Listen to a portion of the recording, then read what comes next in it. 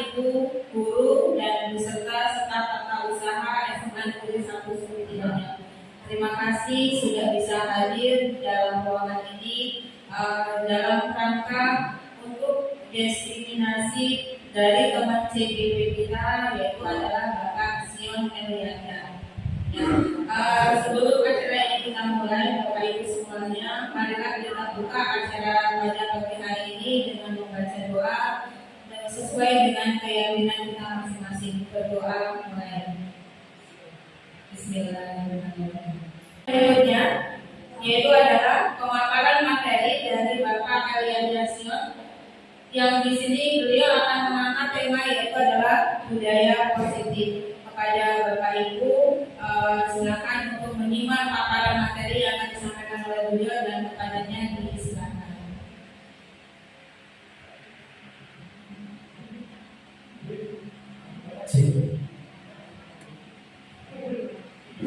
Terima kasih kepada Bu Guru sebagai moderator untuk memberikan waktunya, dan terima kasih kepada Bapak Ibu guru sekalian yang berkenan memberikan waktunya kepada saya untuk menyampaikan praktik baik buat kita semua untuk kita bisa terapkan di sekolah dan di kelas tentang disiplin yang positif. Ya, jadi kita mau belajar sama-sama. Saya di sini menyampaikan hal ini juga bukan berarti saya lebih pintar, lebih pandai dari Bapak Ibu sekalian, tetapi kita di sini sama-sama belajar. Mungkin ketika saya menyampaikan materi ini, Bapak Ibu lebih paham daripada saya juga bisa belajar dari Bapak Ibu. Begitupun sebaliknya. Baik, kita akan mulai pemaparan tentang disiplin positif. Ya, kita mulai dari dulu ya Bapak Ibu. Sebelum kita masuk ke materi kita lebih dalam lagi, kita mulai dari dulu. Duduk aja Bapak Ibu, duduk aja. Nanti masih panjang waktunya, kita nanti sampai jam 4 sore ya gitu ya. Ya nanti kalau berdiri itu sampai gitu. Siap, makan sudah disediakan ya. Oke. Kalau saya bilang ini, Bapak Ibu mengangkat angka 1. Nah, kalau yang ini 2. Kalau yang ini 3. Ya, sekali lagi, ini 1, yang ini 2, kalau yang ini 3. Siap Bapak Ibu? Siap. Mulai ya. Ini, kalau yang ini, yang ini, Bu Ibu 3 nih. Konsentrasi. Ini 1. Yang ini? Bagus. Walaupun bibirnya ngomong 3, kita 2. Ya. Kalau yang ini 3, ya bagus. Lebih rumit lagi ya. Lebih rumit lagi saya ganti sedikitnya. Ya. Ini juga dipakai oleh beberapa teman kita di tempat ini. Ya turun. Nah ini dipakai oleh beberapa teman kita. Ya. Sekarang angkat kedua tangannya ke atas. Nah, angkat kedua tangannya di atas. Kalau saya bilang putar, diputar. Kalau saya bilang stop. Ketika saya instruksikan pegang sesuatu, maka pegang. Makanya konsentrasi. Putar, stop, putar, pegang hidung. Nah, siapa yang salah? Wah, bagus. Wah, sekali lagi. Angkat kedua tangannya. Putar, stop. Kita stop, putar. Pegang kuping. Bagus ya, keren. Tepuk tangan buat kita semua. Ya, berarti Bapak Ibu sekalian sudah konsentrasi, sudah siap untuk masuk ke materi kita berikutnya. Next. Sekarang saya ingin kepada kita semua membayangkan kita sedang memegang sesuatu. Nah, sesuatu itu apapun hal itu sangat berharga buat Bapak Ibu sekalian, buat kita. Nah, sekarang kita sudah membayangkan, harus pegang erat apa yang kita bayangkan. Mari Bapak Ibu, silakan mengembangkan tangannya itu. Silakan mengembangkan tangannya itu. Ketika Bapak Ibu membayangkan sesuatu hal yang berharga itu, otomatis kan ada yang melihat dan ada yang mengetahui bahwa Bapak dan Ibu sudah memiliki sesuatu hal yang berharga itu. Pasti orang yang menginginkan hal tersebut akan mengingini juga, meminta ataupun ingin mengambil. Lalu apa yang Bapak Ibu akan lakukan? Apakah Bapak Ibu akan memberikan? Apakah Bapak Ibu akan menahan itu supaya tidak diberikan dan dimiliki oleh orang lain? Nah, sekarang Bapak Ibu bayangkan, sangat berharga sekali apa yang Bapak Ibu berikan. Saya minta kepada Bu Ima deh. Bu Ima, jika benda tersebut ada seseorang yang ingin Ibu, ada yang ingin meminta kepada Ibu, apa yang akan Ibu lakukan? Coba jelaskan.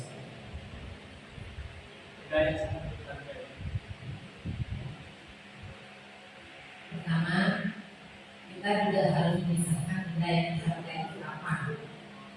Karena benda yang berharga itu kan masing-masing orang bisa berbeda. Jadi kalau ada yang menginginkannya, walaupun itu berharga, ternyata dia lebih membutuhkannya, mungkin dengan sedikit negosiasi saya akan berikan. Tapi kalau ternyata hanya untuk merusak atau menghancurkannya, ya saya pertahankan. Terima kasih kepada Ibu Ima. Berarti Ibu Ima melihat situasi dan kondisi, ya, bagaimana ada beberapa pertimbangan yang akan dilakukan oleh Bu Ima melakukan meresponi hal tersebut. Saya minta sekali lagi kepada Bapak Komus Teja, apa yang akan Bapak lakukan ketika hal itu terjadi? Baik, terima kasih atas kesempatan yang diberikan. Seperti apa yang disampaikan tadi, jika di mana saya memiliki sesuatu yang sangat berharga di tangan saya, kemungkinan saya tidak akan memberikan kepada orang lain, kecuali dari sisi harus secara kecuali kalau dia benar-benar membutuhkan, baru akan saya berikan sesuatu itu kepada. Terima kasih. Terima kasih kepada Pak Mas Teja. Nah, dari hal ini Bapak Ibu, kita bisa mengetahui bahwa sesuatu hal yang kita genggam atau yang kita miliki, yang mempunyai kontrol itu siapa Bapak Ibu? Diri kita sendiri. Nah, artinya ketika ada stimulus respon ataupun ada respon dari luar yang masuk ke dalam diri kita atau yang menghampiri kita, dan kita stimulus itu yang bisa mempengaruhi kita atau tidak adalah diri kita. Kita bisa melakukan sesuatu hal, tindakan-tindakan dan lain sebagainya. Itu ada diri kita yang bisa melakukan. Kita yang bisa mengontrol diri kita sendiri. Ya, Bapak Ibu next. Nah, ini menurut William Glasser ada beberapa teori kontrol. Ya, tetapi di sini yang ditampilkan adalah beberapa miskonsepsi tentang makna kontrol. Nah, silakan kepada Bapak Ibu membaca. Nah, ini ada ilusi guru mengontrol murid. Nah, setelah membaca, nanti kita sama-sama mengingat sebelumnya di kelas kita melakukannya atau tidak. Nah, ini miskonsepsi makna kontrol di dalam kita mengajar di kelas, Bapak Ibu. Ini yang pertama ada ilusi guru mengontrol murid. Pada dasarnya kita tidak dapat memaksa murid untuk berbuat sesuatu jika murid tersebut memilih untuk tidak melakukannya. Walaupun tampaknya guru sedang mengontrol perilaku murid, hal demikian terjadi karena murid sedang mengizinkan dirinya dikontrol. Saat itu, bentuk kontrol guru menjadi kebutuhan dasar yang dipilih murid tersebut. Teori kontrol menyatakan bahwa semua perilaku memiliki tujuan, bahkan terhadap perilaku yang tidak disukai. Ini miskonsepsi yang pertama. Miskonsepsi yang kedua, Ibu next. Ilusi bahwa semua penguatan positif, efektif, dan bermanfaat. Penguatan positif atau bujukan adalah bentuk-bentuk kontrol. Segala usaha untuk mempengaruhi murid agar mengulangi sesuatu perilaku tertentu adalah suatu usaha untuk mengontrol murid tersebut dalam jangka waktu tertentu.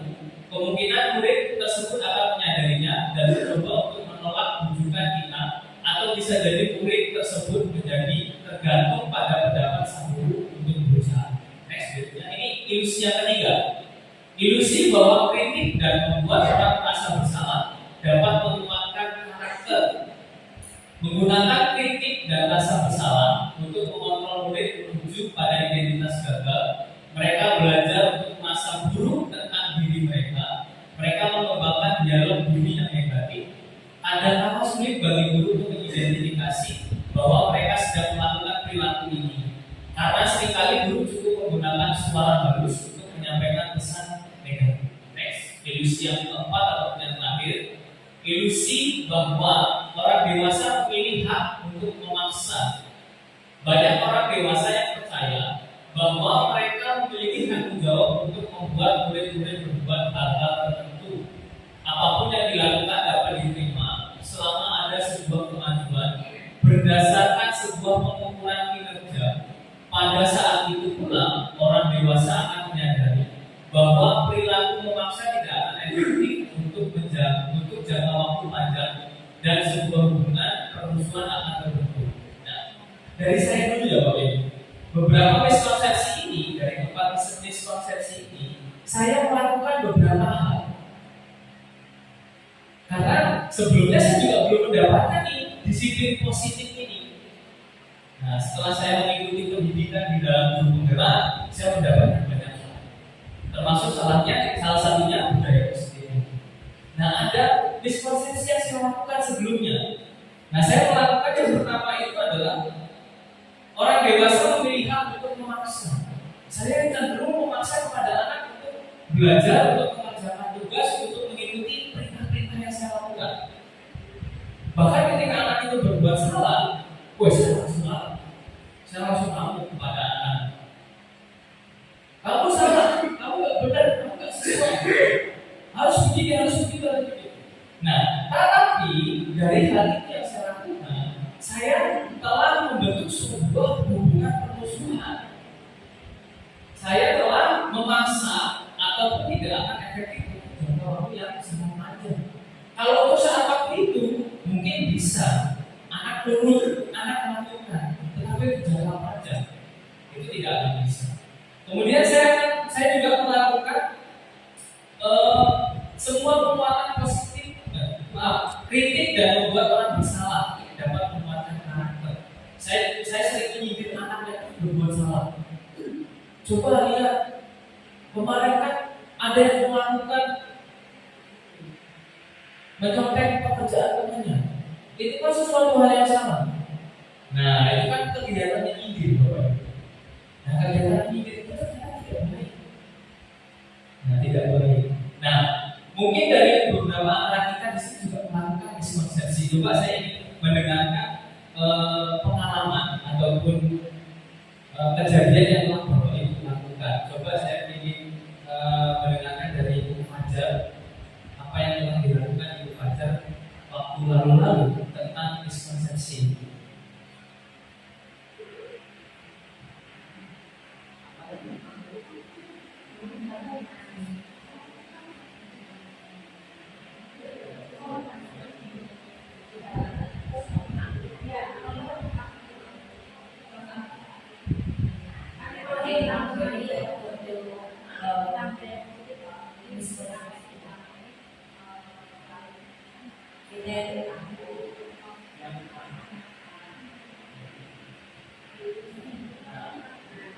Ilusi dulu mengontrol murid tadi kan sudah disebutkan juga biasanya kalau anak itu memang baik, memang dengan bapak tidak terbolehkan.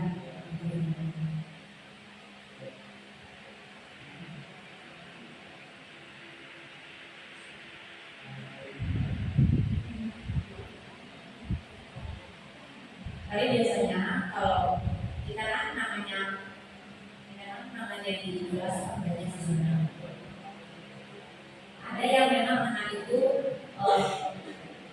dalam pembelajaran.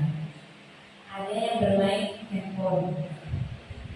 Biasanya dalam pembelajaran itu ada yang diperbolehkan oleh gurunya itu menggunakan alat komunikasi atau biasanya dengan handphone. Nah, tapi pada saat itu ada guru yang memang tidak diperbolehkan. Nah, ada anak mungkin menurut guru itu dia melihat atau mungkin scroll TikTok atau mungkin WA chattingan dan segala macam. Tapi sebenarnya dia tidak melakukan itu, dia malah dimarahi oleh gurunya. Terkadang dia itu kan melihat HP kan bisa siap browsing ya Pak ya. Ada mungkin kata-kata yang tidak tahu dalam mungkin dia dijelaskan oleh guru tersebut, terus dia mencoba browsing. Itu tapi malah sama gurunya atau mungkin sama saya itu malah saya marahi karena dikira nyontek. Terima kasih. Terima kasih Bu Fajar. Ya jadi yang telah dilakukan Bu Fajar waktu lalu itu adalah bagaimana dia bisa mengontrol murid. Ya, dia bisa mengatur murid. Kamu nggak boleh melihat HP saat pembelajaran saya. Padahal segala sumber informasi itu ada di handphone. Dan sekarang ini anak kita harus memberikan kebebasan kepada anak untuk apa? Untuk memberikan mencari informasi, berbagai macam informasi sehingga anak bisa luas wawasannya, katanya luas gitu, sehingga anak bisa belajar secara mandiri, anak bisa belajar kreatif, inovatif seperti itu. Dan jadi itu merupakan suatu ilusi. Kemudian saya akan meminta satu lagi kepada Bu Dewi Sri. Ya. Oke, berita aja. Berita. Ilusi apa Bu yang sudah pernah Ibu lakukan waktu lalu? Ya seperti mengontrol mereka atau memberikan penguatan positif efektif yang bermakna, ilusi kritik membuat orang bersalah, atau ilusi bahwa memiliki hak untuk memaksa. Sesuai pengalaman saja yang saya alami, baik secara pribadi sebagai guru maupun sebagai wali kelas, bahwa kita itu kan harus, saya nggak tahu dia termasuk usia mana. Saya kan kita harus punya, menurut saya kita itu harus punya tujuan yang sama dengan siswa. Saya satukan dulu tujuannya bahwa kita dalam forum pendidikan KBR yang akan kita capai itu apa, harus disatukan dulu tujuannya. Nah kemudian kita beri motivasi lah anak tersebut untuk mencapai tujuan tersebut. Saya hanya memotivasi anak-anak yang bergerak ke arah tujuan tersebut. Saya hanya membantu mereka. Kemudian dalam pelaksanaannya mungkin saja ada anak yang mungkin melakukan hal-hal yang tidak sesuai dengan tujuan yang tidak kita inginkan dalam proses. Contoh, ada anak bolos sekolah, ada anak nyontek, ada anak menggunakan HP yang tidak semestinya. Nah saya sebagai guru, sebagai wali kelas, ya saya saya nggak tahu ini bahasanya apa, yang penting saya justru saya melakukan itu. Saya beri pengertian baik-baik, saya tidak pernah menggunakan kata singular. Jadi saya langsung pada poinnya. Anak itu apa salahnya? Kita ngobrol bareng-bareng. Saya tidak berarti berdasarkan pada kesalahan, tapi kita coba cari solusinya. Jadi saya lihat apa masalahnya, apa caranya bagaimana sudah. Dan anak itu alhamdulillah selama saya tanggung baik-baik saja. Begitu. Saya nggak tahu ini diskusi yang mana, saya juga kurang ada. Caranya kasihan nih. Ya, terima kasih Bu Ita. Kalau dari penjelasan Bu Ita ini sudah melakukan yang namanya segitiga restitusi. Ini yang nanti akan dijelaskan oleh teman saya, Ibu Dewi Lestari. Nah, bukan itu tidak termasuk di dalam ilusi yang kita bahas tadi. Tetapi itu sudah cukup bagus Bapak Ibu. Kepada Bu Ita. Ya, jadi memang seharusnya dilakukan oleh guru seperti itu. Ya. Kita tidak boleh langsung menyindir anak ataupun membujuk-bujuk kepada anak.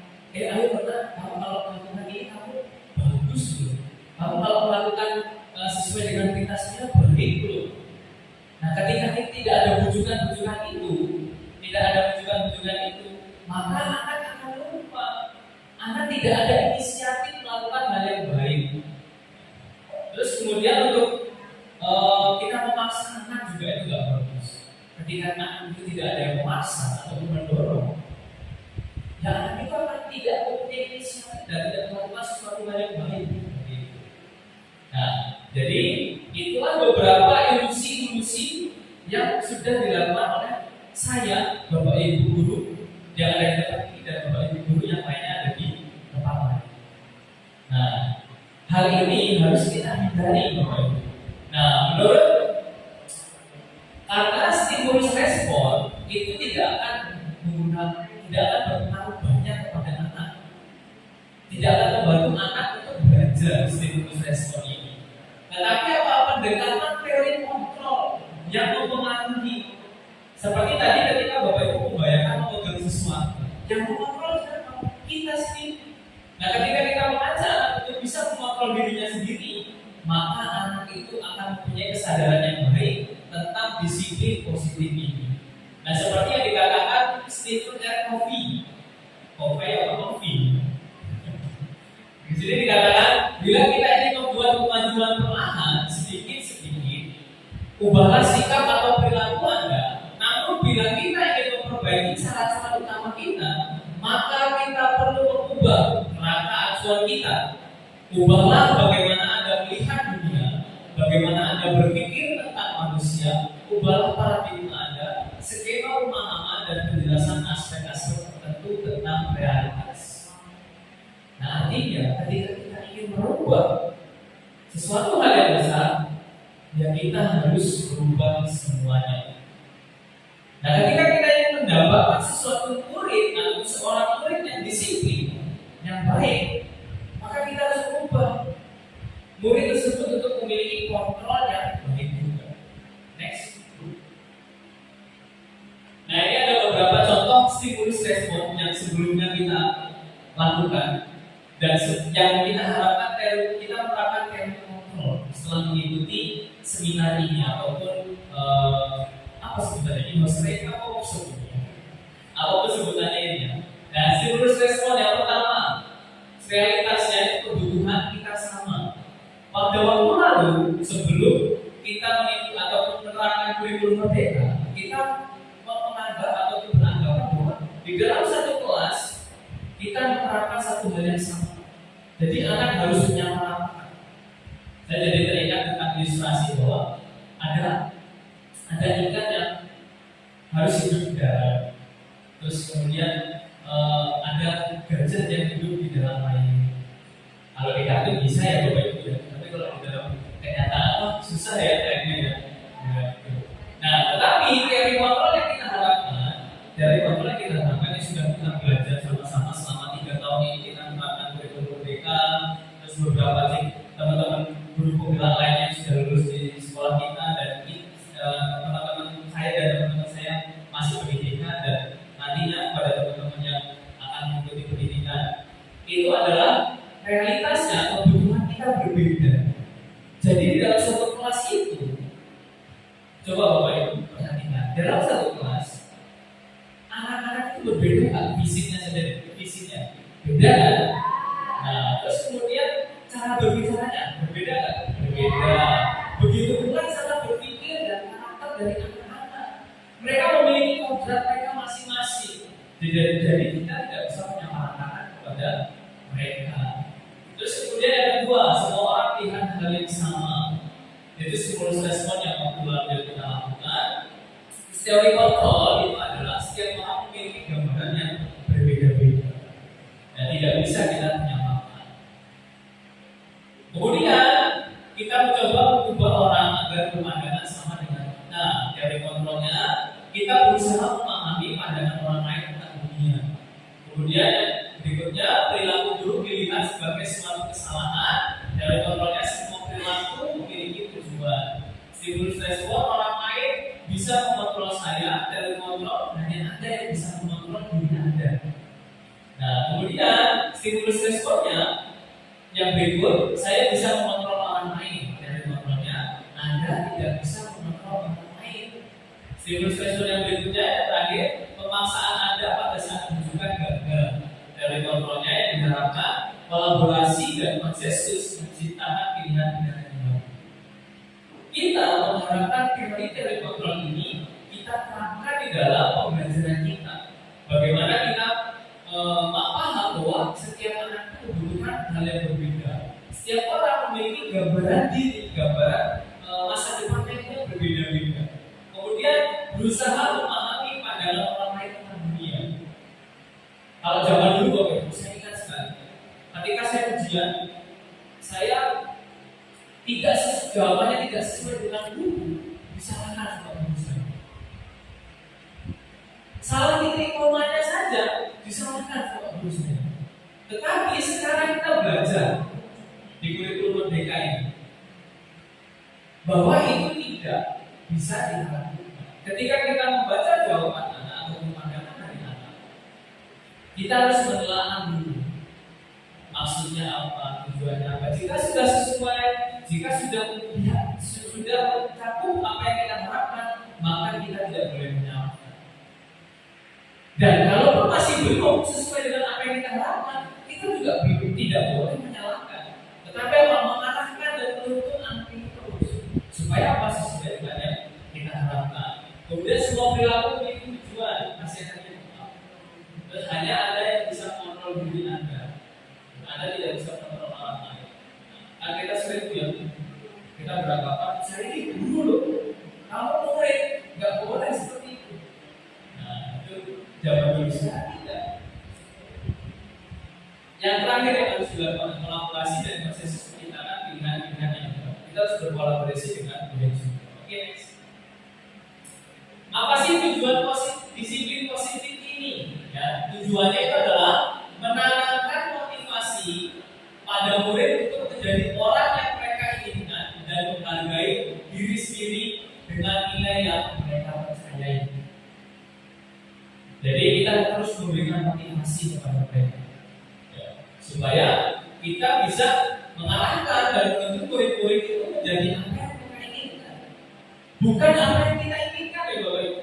Apa yang mereka inginkan dan menghargai diri mereka sendiri dengan nilai-nilai yang mereka percaya.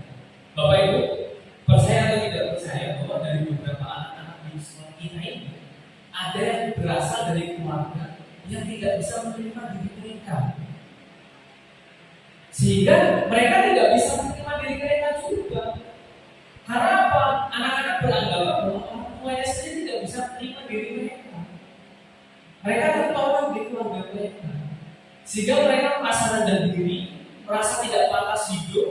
Nah, makanya kalau anak-anak kan sering bercanda, Pak jangan sering-sering galau ya Pak, musimnya bundir, musimnya bunuh diri. Nah, kenapa hal ini terjadi? Karena sering terjadinya penolakan, tidak ada penghargaan dari keluarga, tidak ada penghargaan dari teman, bahkan tidak ada penghargaan dari diri sendiri. Nah, maka dari itu disiplin positif ini mengarahkan atau menuntut anak untuk awal menghargai diri sendiri dengan nilai-nilai yang mereka percaya. Sudah di keluarga orang tuanya ekspektasinya A, sedangkan anaknya ingin percaya dia melakukan itu dia bisa berhasil. Akhirnya orang tuanya memaksa. Datang ke sekolah, ketemu guru-gurunya, punya ekspektasi anak-anaknya itu harus menjadi C. Sedangkan anak-anak percaya bahwa dia melakukan B itu bisa berhasil, bisa sukses, bisa damai, bisa merdeka hidupnya. Nah, hal ini yang harus kita pahami bahwa menanamkan motivasi pada murid untuk menjadi orang yang mereka inginkan dan menghargai diri sendiri dengan nilai yang mereka percaya itu sangat penting. Next.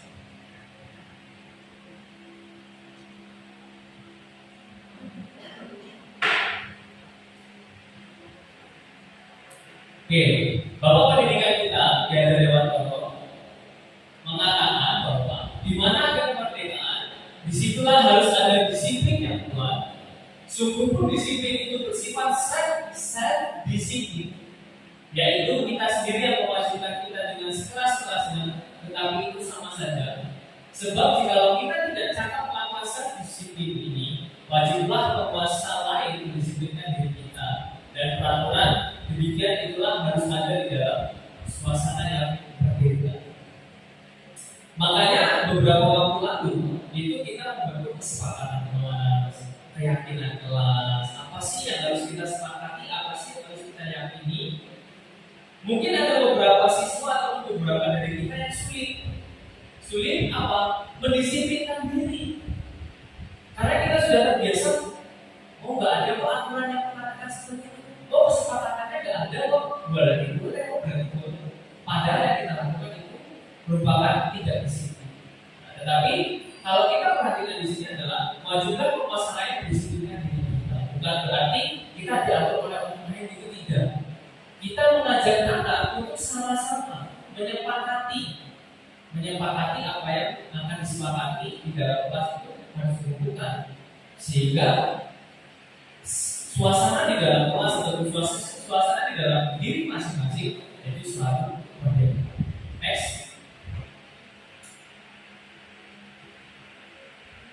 Nah, dari disiplin ini maksudnya adalah disiplin diri yang memiliki motivasi internal ya. Tadi kita sudah baca ya, jadi jangan sampai kita mengajak anak itu mempunyai disiplin eksternal. Jadi ketika kita kan ada beberapa, kalau zaman dulu kan ada di mereka dia beberapa poin. Ya, maka pelanggaran A poinnya sekian, pelanggaran B poinnya sekian. Yaitu disiplin dari eksternal. Tetapi kalau kita membangun kesepakatan kelas atau keyakinan kelas itu, kita akan membangun disiplin dalam diri siswa melalui motivasi prinsip. Kemudian definisi kata merdeka menurut Ki Hajar Dewantara itu adalah merdeka itu jawabnya norma masing pangre ini uga kuat kuasa aman diri pilihan dua. Saya dapat jawab tapi kalau mau jawab kan masih gitu. Nah, artinya merdeka itu artinya tidak hanya terlepas dari perintah, maka tetapi juga cakap membuat buat perintah diri sendiri. Nah, seperti yang saya katakan tadi, disiplin itu adalah disiplin diri, bukan disiplin orang lain. Kalau disiplin orang lain, ketika ada sampah, kita tidak ambil langsung, tetapi apa? Nunggu Pak Ate yang perintah. Masih ada sampah kalau buang, baru saya buang. Saat nunggu, masih itu ada sampah kalau dibuang, saya belum buang. Disiplin diri, ketika kita melihat sampah, kita ambil sampah itu langsung dengan perintah dan langsung membuang. Artinya apa? Saya paham, kita paham bahwa ketika kita membuang sampah ke tempatnya, kita apa? Menghargai lingkungan yang ada. Kita menghargai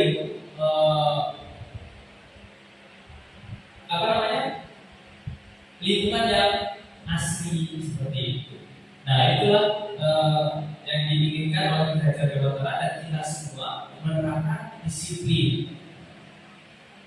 Sampai sini menurut kemudian Ki Hajar, pemikiran Ki Hajar ini sejalan dengan adanya Diani Bose juga dalam bukunya Restarting School Discipline. Dia menyatakan bahwa arti dari kata disiplin berasal dari bahasa Latin atau disiplina, yang artinya belajar. Kata disiplin juga berasal dari akar kata yang sama dengan disiplin atau murid dan pengikut. Nah, artinya untuk menjadi seorang murid atau pengikut, seseorang harus paham betul alasan mengapa mereka mengikuti suatu aliran atau ajaran tertentu, sehingga motivasi yang terbangun adalah motivasi intrinsik bukan ekstrinsik. Yaitu dari motivasi dalam diri. Motivasi dari dalam diri, bukan dari orang lain. Kalau motivasi dari orang lain, kita mah hanya tinggal buat orang lain. Ingat, tapi. Tapi kalau kita ingin memunculkan motivasi intrinsik, kita harus membuat kesempatan kelas, keyakinan kelas. Oke, next.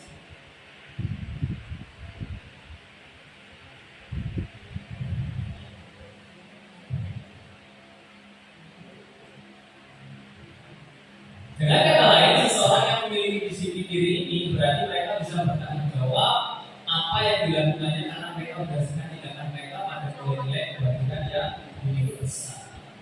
Ya, sampai di sini dulu Bapak Ibu. Ada yang ingin bertanya nggak tentang disiplin positif ini?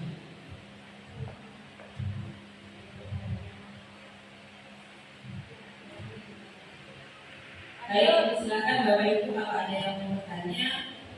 Ini Pak Apri. Oke, silakan Pak Apri.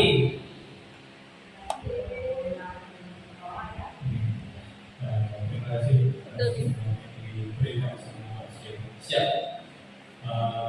dari penjelasan terima kasih tadi sudah dijelaskan mengenai disiplin dan mulai Bapak memberikan penjelasan bahwa perlu kita ketahui bersama bahwa teori dari kegaduhan itu salah satunya taman siswa itu salah satunya sebagai satuan pendidikan maju pada waktu itu, tapi pada waktu itu tidak diselenggarakan di Indonesia, tetapi diselenggarakan di Polandia waktu itu. Makanya kemudian nanti tanamkan pendidikan pembelajaran yang benar pada waktu itu. Polandia mendapatkan nomor 1 pendidikan yang maju. Itu merupakan satu pencapaian luar biasa yang dilakukan oleh anak bangsa. Dan di sini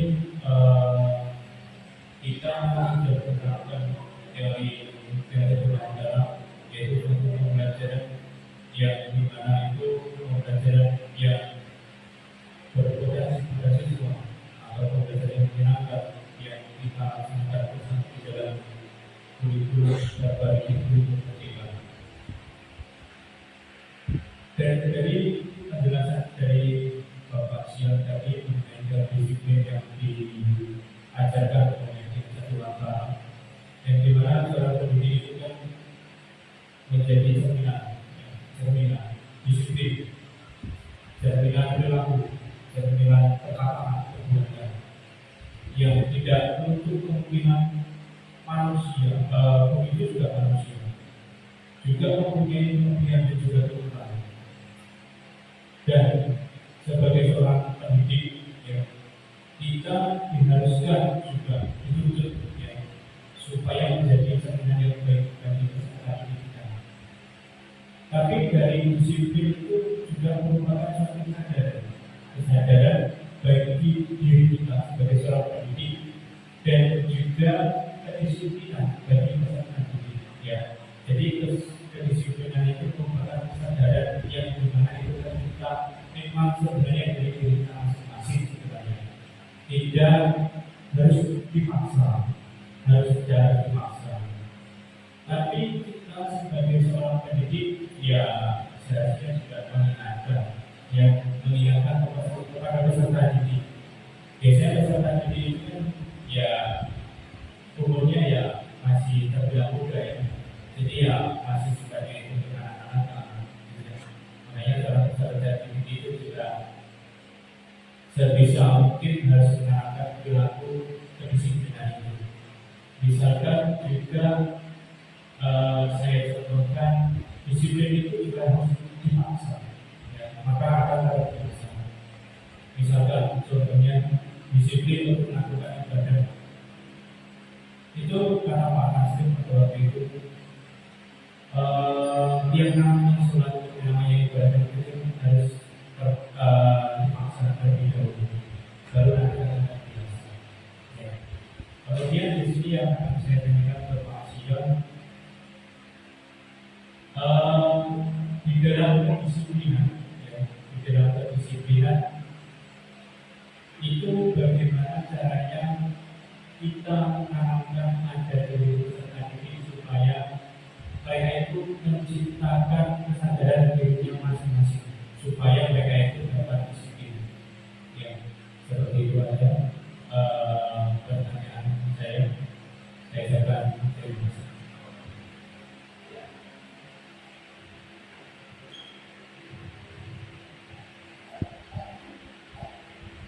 Ya, terima kasih kepada Mas Apri. Jadi bagaimana kita menyadarkan siswa untuk menerapkan disiplin itu, gitu ya. Nah, jadi kita tadi kan, saya tadi mengatakan bahwa Di dalam sebelum kita masuk ke kelas, kita kan sebelum mau belajar di kelas gitu ya, kita kan pertama membuat kesepakatan kelas dulu, membuat keyakinan kelas dulu. Apa sih yang mau kita sepakati, apa sih yang kita yakini bersama. Nah, otomatis seperti yang dikatakan Mas Apri, pasti ada saja anak-anak itu ya seperti Bu Ida tadi yang dikatakan juga bahwa masih ada anak-anak yang tidak mau mengindahkan kesepakatan yang sudah dibuat, menjalankan apa yang sudah disepakati bersama. Nah, apa yang harus kita lakukan sebagai pendidik ketika melihat hal itu? Karena memang betul ketika ada sesuatu hal ataupun ada sesuatu hal prinsip dalam hidup manusia itu memang harus dipaksa. Seperti ibadah. Ibadah itu adalah sesuatu hal yang prinsip dalam hidup manusia. Karena kalau kita tidak ibadah, kacau hidup kita. Maka dari itu sesuatu yang prinsip itu memang harus dipaksa. Supaya apa? Tujuannya untuk biasa. Namun paksaan itu kan ada jenis-jenisnya. Paksaan itu kan ada jenis-jenisnya. Masa ya kita mau mengajar anak beribadah maksanya dengan kasar, dengan kata-kata yang tidak baik.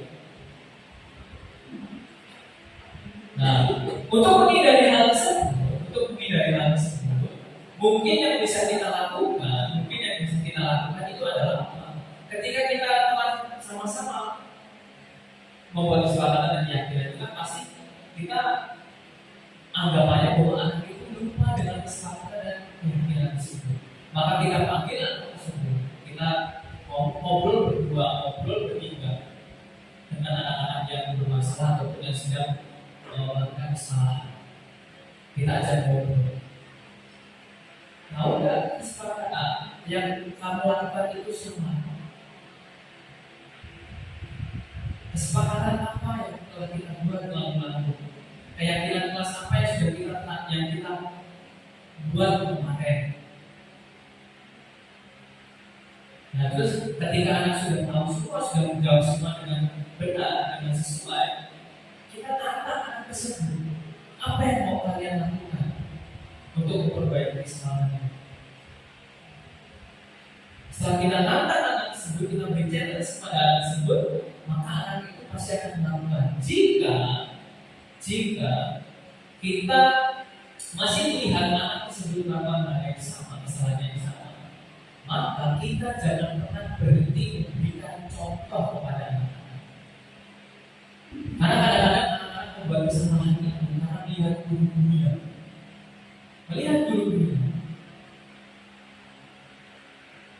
Nah, jadi kita juga tidak bisa menyalahkan sepenuhnya kepada anak. Nah, kita mungkin datang ke kelas anak-anak, misalnya tadi seperti ibadah ya. Anak-anak, ayo yang muslim silakan sholat di masjid ya, yang Kristen silakan ibadah di gereja, yang Hindu silakan sembahyang di pura. Ayo bareng-bareng berangkat sama Bapak. Ya. Kalau masih ada beberapa anak yang tidak melakukan ibadah ataupun melakukan hal yang sama, kesalahan yang sama, kita ajak anak-anak itu berangkat sama-sama. Walaupun ketika anak-anak itu berbeda dengan gurunya dalam alam ibadahnya, tetapi ketika guru sudah melakukan hal tersebut, maka anak akan nyambung. Wah, guru saya juga ibadah, udah kita ibadah sama-sama. Itu mungkin dari saya. Mungkin ada bapak ibu yang mau menambahkan untuk menguatkan bagaimana masak. Ya. Oke. Atau dari bapak ibu yang ingin menambahkan. Dari Bapak cukup ya. Oke. Ada yang ingin bertanya kembali bapak ibu? Oke.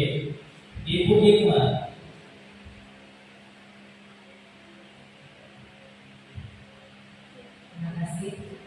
Tadi kalau saya tidak salah mengulangi ya, ada 4 divisi. Ya, 4 divisi. Oh, 4 divisi.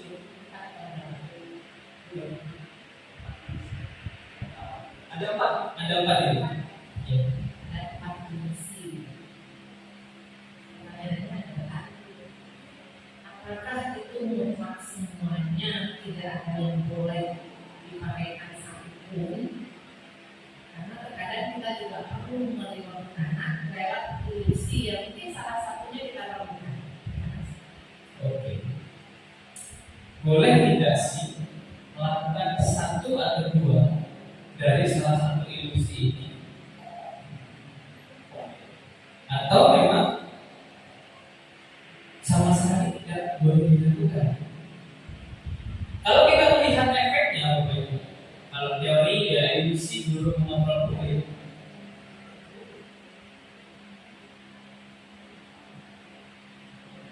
Seperti teori kontrol algoritma, teori kontrol menurut Stephen Covey. Kalau ilusi guru mengontrol murid, ilusi mengontrol murid kan pada dasarnya kita dapat memaksa murid berbuat sesuatu jikalau murid tersebut memilih untuk tidak melakukannya. Kita kan tahu bahwa di dalam salah satu teori kontrol menurut menurut teori kontrol, menurut Stephen Covey tentang teori kontrol, bagaimana di situ dikatakan semua perilaku memiliki tujuan. Semua perilaku memiliki tujuan. Di paling terakhir di kalimat tadi saya dikatakan bahwa teori kontrol menyatakan bahwa semua perilaku memiliki tujuan, bahkan tidak terhadap perilaku yang tidak disukai. Kemudian di kalimat sebelumnya, saat itu bentuk kontrol guru menjadi kebutuhan dasar yang dipilih murid tersebut. Nah, ini kenapa tidak sejalan dengan pemikiran Ki Hajar Dewantara adalah prinsip-prinsip dari pendidikan yang diutarakan oleh Ki Hajar Dewantara. Ki Hajar Dewantara menginginkan anak-anak Indonesia nantinya bisa mengontrol dirinya sendiri, bukan kita yang mengontrol, bukan guru yang mengontrol atau orang lain yang mengontrol. Nah, jadi untuk ilusi guru mengontrol murid ini, baiknya kita kurangi atau kita hindari untuk menerapkan kepada murid. Karena suatu saat ketika tidak ada yang mengontrol diri murid tersebut, maka dia tidak akan memiliki kontrolnya dengan baik di dalam dirinya sendiri. Maka dari itu, dan kita harus mengetahui juga setiap perilaku-perilaku yang ditunjukkan oleh murid-murid. Jadi ditunjukkan oleh murid-murid sehingga kita bisa menarahkan kepada murid-murid itu untuk apa? Untuk menentukan atau menemukan kontrol dirinya sendiri dengan baik. Kemudian berikutnya ilusi guru bahwa semua kekuatan positif, efektif dan bermanfaat. Kekuatan positif atau bujukan adalah bentuk-bentuk kontrol.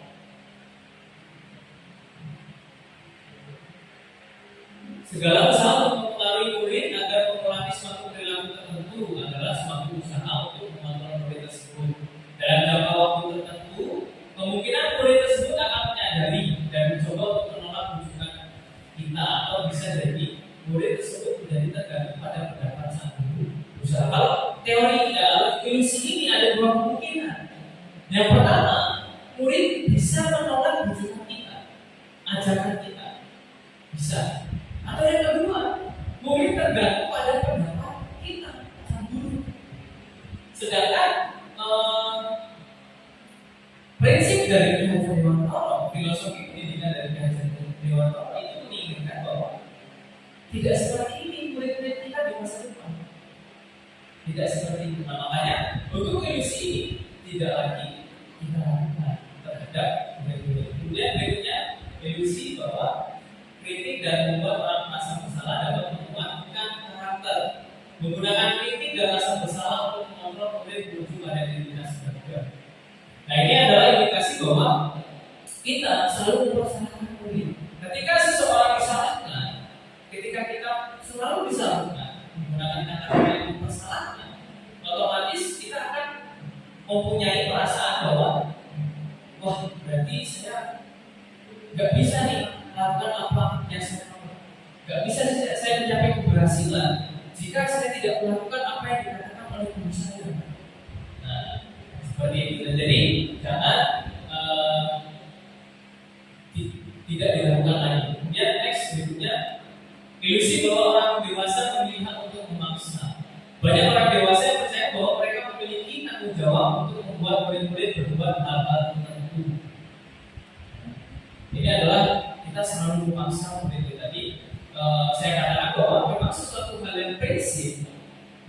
kehidupan kita. Seperti contohnya ibadah tadi, kita harus puasa. Kita harus puasa. Karena itu adalah satu hal yang sangat-sangat prinsip dalam hidup manusia. Tetapi kalau untuk kehidupan secara menyeluruh bagi anak, memaksakan adalah kegiatan yang sangat kalau bagi anak-anak itu sangat mengekang gitu, sangat mengekang. Tidak bisa membuat anak itu kreatif, tidak bisa anak itu mempunyai kehidupan yang inovatif. Gitu. Nah, jadi jangan lagi kita melakukan hal-hal yang nah, menurut saya keempat ilusi ini bagi kita sebagai pendidik, jangan lagi kita menerapkan keempat hal ilusi ini. Tetapi bagaimana kita bisa memunculkan disiplin positif di dalam diri anak-anak sendiri melalui motivasi, mereka bisa memotivasi dari dalam dirinya supaya melakukan disiplin positif ini. Ya sudah, atau ada tambahan dari Bapak Ibu lainnya? Gimana Bu Iman? Kurang ya?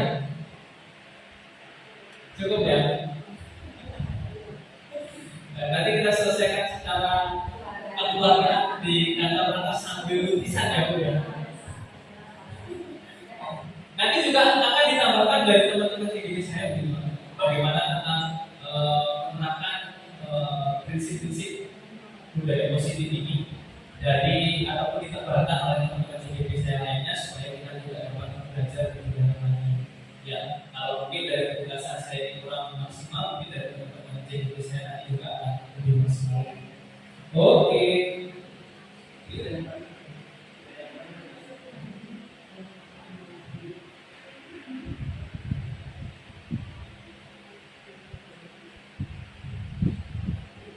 Nah tadi coba.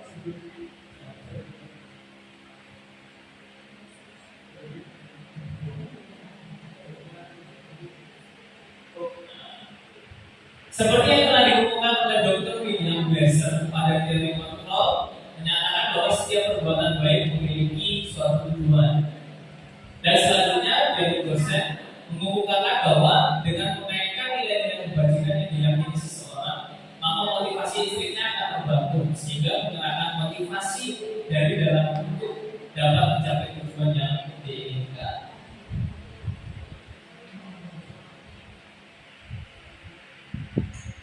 Nah, ini khususnya kita mengetahui ada beberapa nilai-nilai kebajikan universal yang diharapkan mampu kita wujudkan atau kita beri atau kita tampilkan di dalam pembelajaran kita di dalam kelas.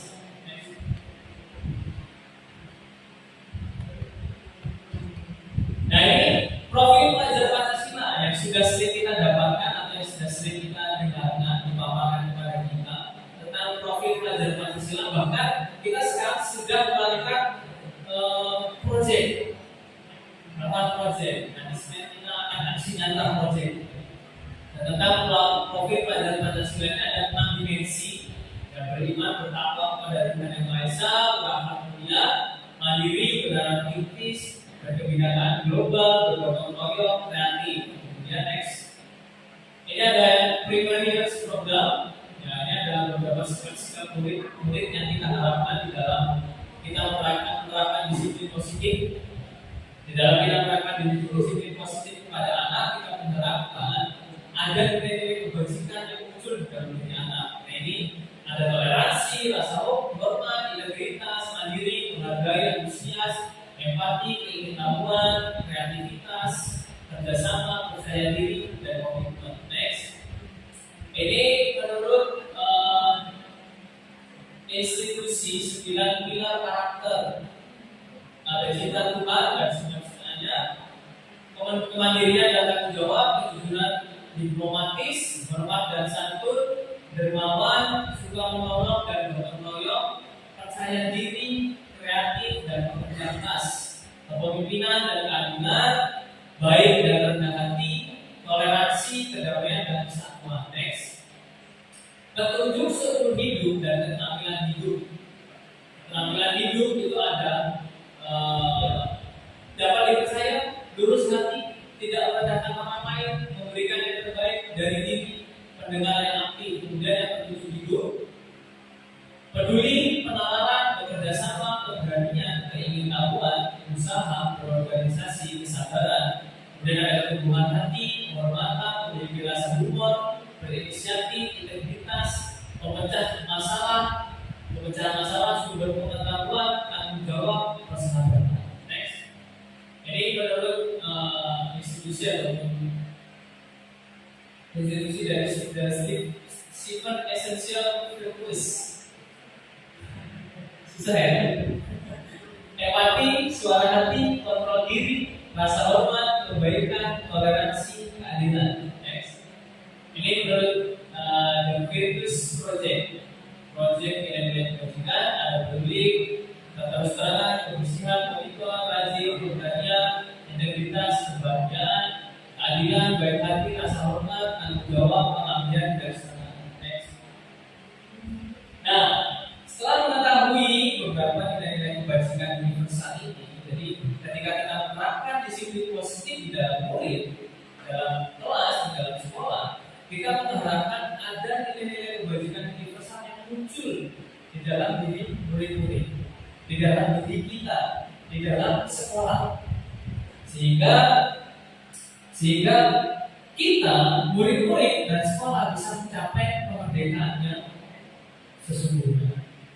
Selain di sekolah kita merdeka, selain di dalam kehidupan kita secara merdeka, kita di masyarakat pun merdeka. Oke, ini ada beberapa pertanyaan Bapak Ibu. Ada beberapa pertanyaan.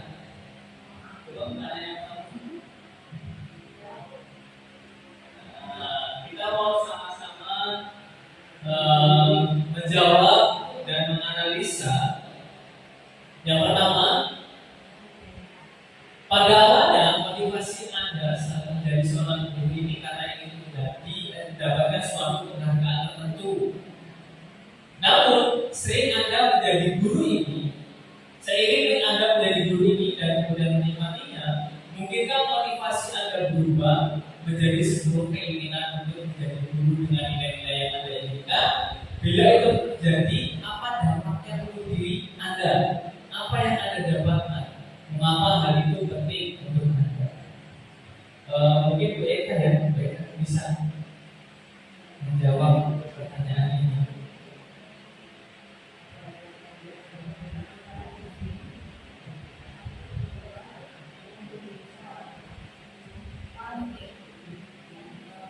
Mungkin pada waktu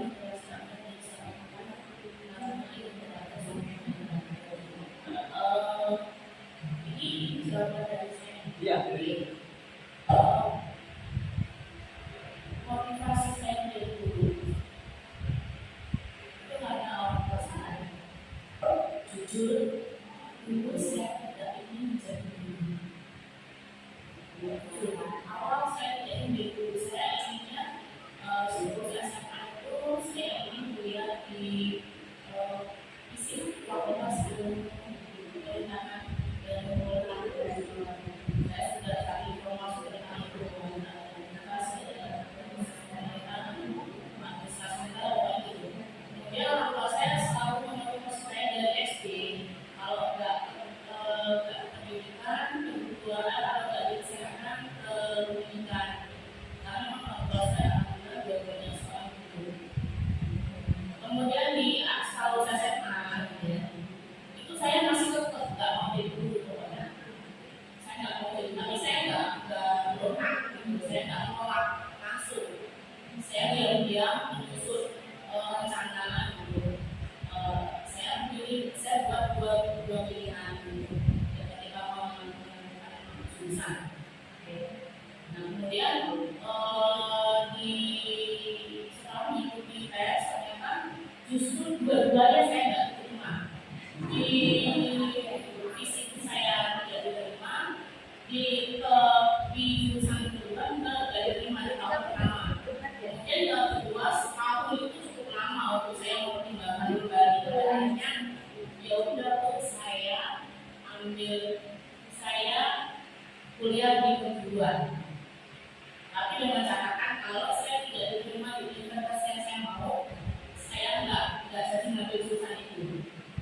Akhirnya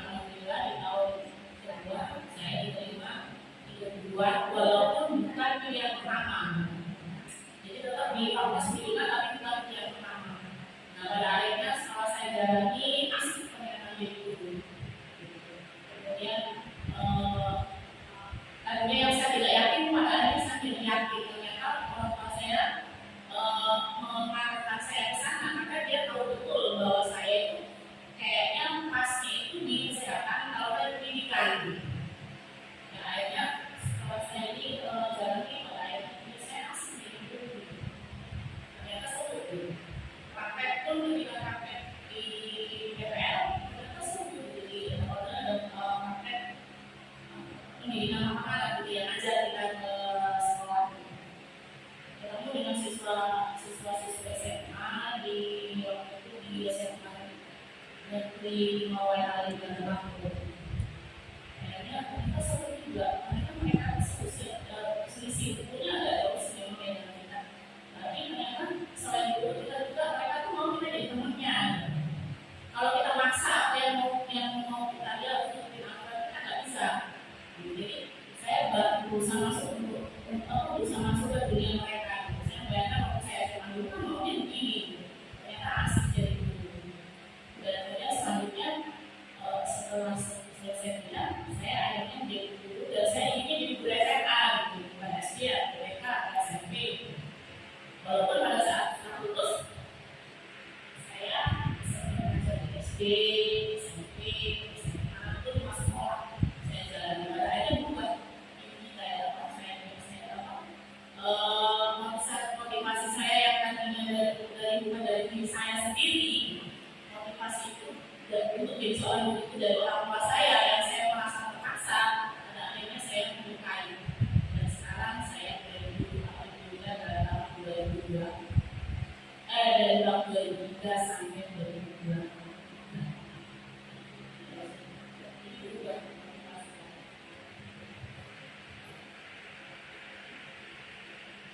Ya, terima kasih Bu Eka. Berarti nilai-nilai yang ditampilkan dalam Bu Eka itu apa kira-kira Bapak Ibu?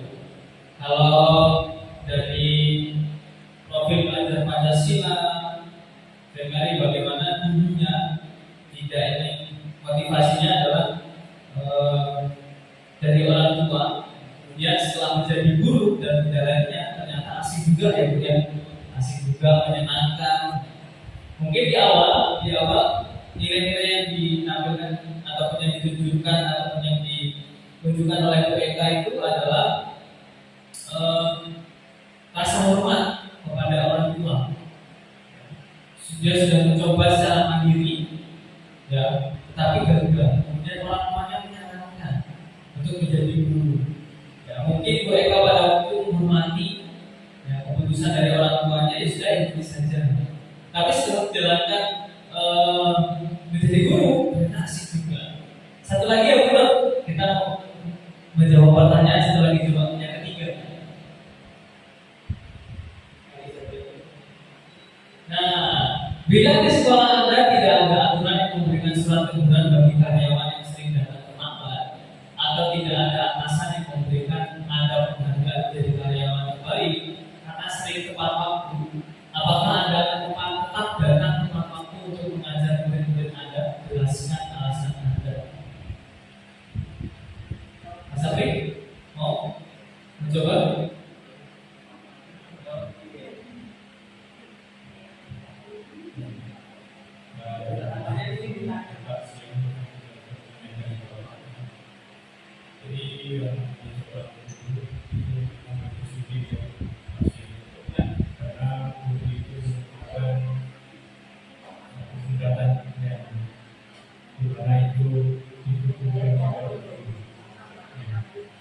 Jadi namanya sholat guru itu harus mempunyai kedisiplinan waktu dan juga harus mempunyai aturan-aturan dalam dirinya supaya menjadi lebih baik. Ketika guru itu menjadi di dalam dirinya itu sudah mempunyai perilaku yang baik seperti yang disiplin waktu, ya, maka artinya juga akan didukung oleh peserta didik. Kalau misalkan seorang guru itu tidak mempunyai disiplin waktu, maka peserta didik itu juga akan melakukan hal yang sama yang dilakukan oleh seorang guru. Makanya itu guru adalah seorang yang memang yang patut dituntut juga ditiru kemampuan swadaya dan juga waktu kedisiplinan. Kemudian yang namanya seorang guru itu juga jangan sampai harus di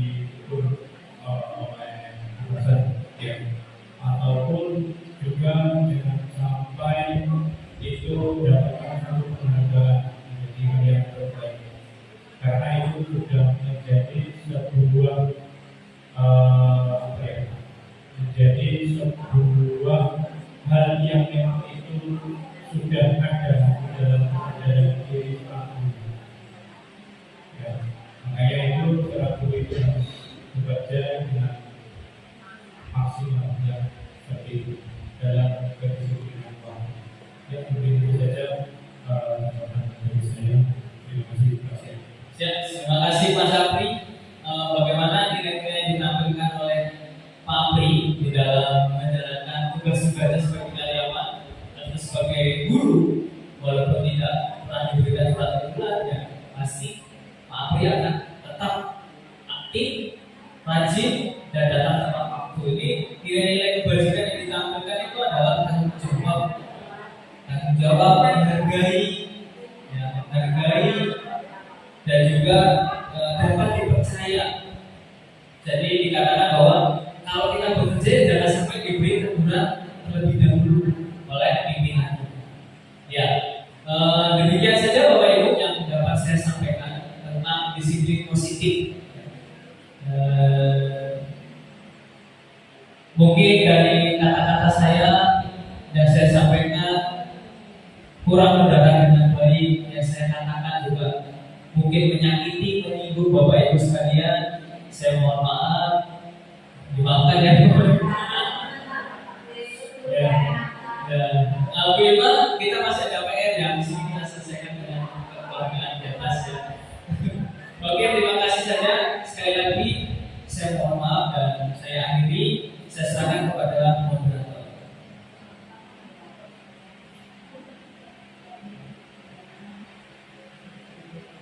Baik Bapak Ibu, kita beri kampus untuk Bapak Asia.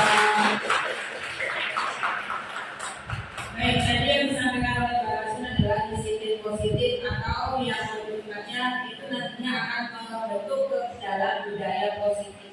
Budaya positif di sekolah itu akan terbentuk kalau di dalam murid ataupun warga sekolah itu kebutuhan dasarnya itu terpenuhi. Jadi kalau nanti budaya atau disiplin ini akan terjadi atau dia akan berjalan sesuai dengan kebutuhan masing-masing itu akan terpenuhi. Baik Bapak Ibu, untuk